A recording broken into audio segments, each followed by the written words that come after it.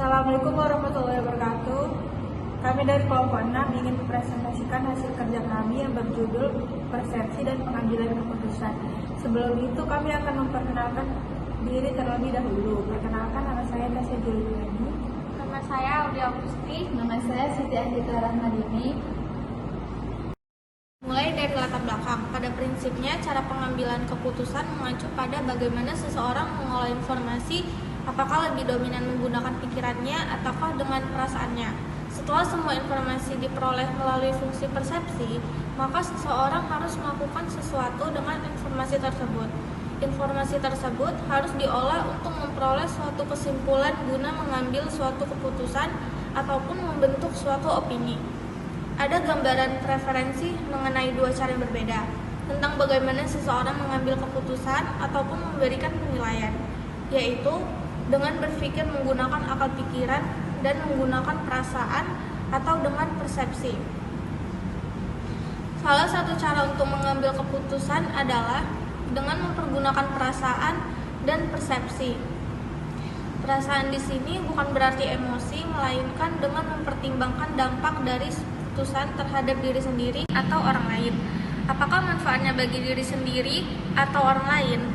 Tanpa mempersyaratkan terlebih dahulu bahwa hal tersebut haruslah logis. Pengambilan keputusan atas dasar perasaan ini berlandaskan pada nilai-nilai pribadi atau norma-norma dan bukan mengacu pada tindakan yang dapat disebut emosionalio. Secara etimologi, persepsi berasal dari bahasa Latin perceptio yang berarti menerima atau mengambil. Persepsi adalah suatu proses dengan mana berbagai stimuli dipilih, diorganisir, dan diinterpretasi menjadi informasi yang bermakna. Jenis-jenis persepsi. Pertama, persepsi visual. Dua, persepsi auditorial atau pendengaran. Yang ketiga, persepsi perabaan. Keempat, persepsi penciuman. Dan yang kelima, persepsi pengecapan. Pengertian pengambilan keputusan adalah dapat dianggap sebagai suatu hasil atau keluarga dari proses mental atau kognitif yang membawa pada pemilihan suatu jalur tindakan di antara beberapa alternatif yang tersedia. Setiap proses pengambilan keputusan selalu menghasilkan satu pilihan final. Keputusan dibuat untuk mencapai tujuan melalui pelaksanaan atau tindakan. Tahap dan proses pengambilan keputusan. Teori dari Simon pada tahun 1960 menyebutkan beberapa jenjang pengambilan keputusan olehnya. Dinyatakan 4 tahap, yaitu intelligence yang berarti pengumpulan data dan informasi untuk identifikasi masalah. Yang kedua, desain, tahap perumusan penanggulangan dalam bentuk opsi pemecahan permasalahan. Yang ketiga, choice yang berarti fase menyaring keputusan dari solusi alternatif yang tersedia. Yang keempat, implementation, tahap menjalankan pilihan keputusan dan mengevaluasi hasil. Jenis-jenis pengambilan keputusan. Pengambilan keputusan terdiri dari beberapa jenis, diantaranya yang pertama keputusan strategis, yang kedua keputusan taktis, yang ketiga keputusan operasional. Faktor-faktor yang mempengaruhi keputusan. Menurut Terry 1989, faktor-faktor yang mempengaruhi dalam pengambilan keputusan yaitu yang pertama, hal-hal yang berwujud maupun yang tidak berwujud. Yang emosional maupun rasional perlu diperhitungkan dalam pengambilan keputusan agar keputusan diambil atau dipilih dapat menjadi alternatif yang tepat, efektif, dan efisien. Lalu yang kedua, ada setiap keputusan harus dapat dijadikan sebagai bahan untuk mencapai suatu tujuan dari organisasi atau perusahaan. Dan yang ketiga, ada setiap keputusan tidak hanya berorientasi pada kepentingan pribadi, tetapi juga harus memperhatikan kepentingan orang lain. Oleh karena itu, keputusan yang diambil harus disetujui oleh orang banyak. Yang keempat, pengambilan keputusan yang efektif membutuhkan waktu yang cukup lama karena keputusan yang diambil benar-benar harus tepat agar keputusan tersebut dapat memberikan keuntungan yang besar bagi organisasi atau perusahaan. Yang kelima ada diperlukan pengambilan keputusan yang praktis untuk mendapatkan hasil keputusan yang lebih efektif dan efisien.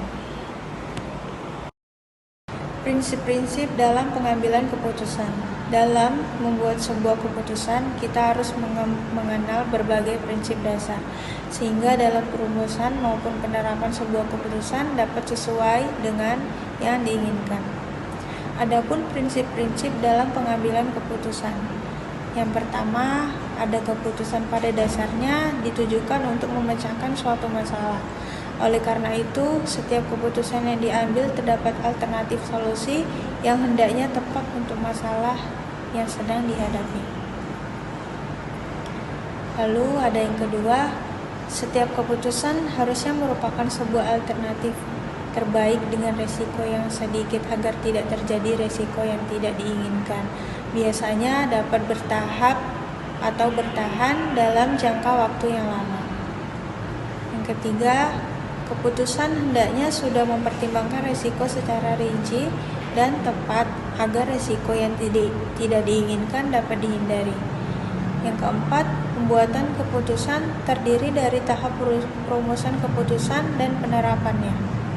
Yang kelima, dalam pembuatan keputusan hendaknya dapat menghasilkan suatu hasil yang dapat dilihat secara langsung dan dapat membawakan hasil yang baik. Dasar dalam pengambilan keputusan. George R. Terry menyebutkan 5 dasar dalam pengambilan keputusan, antara lain 1. Intuisi. Intuisi pengambilan keputusan berdasarkan intuisi adalah pengambilan keputusan yang berdasarkan perasaan yang sifatnya subjektif. 2. Pengalaman pengambilan keputusan berdasarkan pengalaman sangat bermanfaat bagi pengetahuan praktis. Karena dengan pengalaman yang dimiliki oleh seseorang, maka seseorang tersebut dapat memperkirakan baik buruknya keputusan yang dihasilkan, dapat memperkirakan keadaan yang ditimbulkan setelah keputusan ditentukan, dan memperhitungkan untung maupun rugi dari keputusan yang telah dipilih. 3. Wewenang pengembalian. Keputusan berdasarkan wewenang biasanya dilakukan oleh pimpinan suatu perusahaan kepada bawahannya, atau oleh orang yang memiliki jabatan paling tinggi di sebuah perusahaan atau juga organisasi. Hasil keputusan yang dihasilkan biasanya dapat bertahan dalam jangka waktu yang lama. 4. Pengambilan keputusan berdasarkan data dan fakta dapat memberikan keputusan yang baik. Dengan fakta tingkat kepercayaan terhadap pengembalian keputusan yang akan diambil, sehingga orang dapat menerima hasil keputusan dengan lapang dada. 5. Rasional pengembalian. Keputusan yang berdasarkan rasional dapat menghasilkan keputusan yang bersifat objektif, logis, dan lebih transparan, sehingga dapat dikatakan sesuai dengan yang diinginkan. Nah, itu adalah materi dari kelompok kami. Kesimpulan yang dapat diambil adalah pentingnya pemahaman tentang persepsi dan proses pengambilan keputusan dalam berbagai konteks, termasuk dalam dunia pendidikan dan manajemen. Proses pengambilan keputusan melibatkan beberapa tahap seperti pengumpulan informasi, perumusan solusi, pemilihan opsi, dan implementasi keputusan. Selain itu, terdapat beberapa jenis pengambilan keputusan, termasuk keputusan strategis yang dibuat oleh manajemen tingkat atas. Sekian hasil presentasi kami, lebih dan kurang kami mohon maaf. Wassalamualaikum warahmatullahi wabarakatuh.